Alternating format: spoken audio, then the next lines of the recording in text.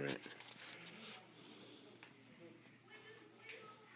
Hi, my name is Jordan, and I'm giving my testimony just to encourage others who have been or are going through the same thing.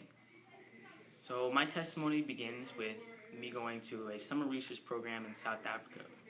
There were a lot of different kids there from other universities, but I and another kid were the only one from Oakwood, which is a Seventh-day Adventist university. So we were really nervous about how things were going to go because it's 10 weeks. So that's 10 weeks that we were going to observe the Sabbath. And when the first week came, everybody wanted to go to the movies because the new Superman movie was coming out. But me and the other guy, we decided not to, and they were asking questions, about what we believe in and everything. And it just so happened that the directors for the summer research program were Seventh-day Adventists as well. So instead of going to the movies that Friday, we basically just talked about God and our faith and just what does the Sabbath mean and just about Jesus. And it was really interesting, and they really learned something too. And by the end of the program, they came to Seventh-day Adventist Church that we had been going to as well.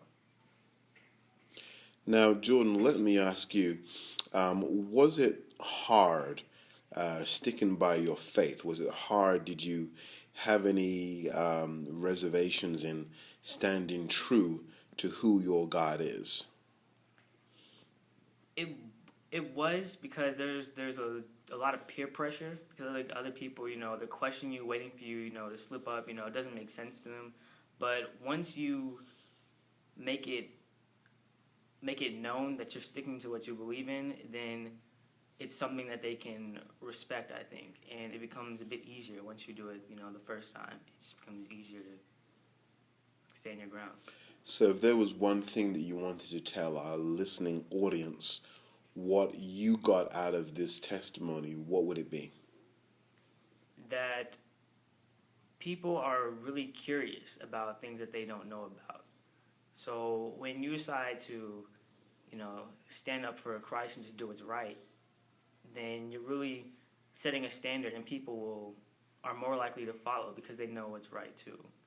They're really curious too, so they can ask questions. Now, when you say do what's right, the world we're living in, right is wrong, wrong is now right.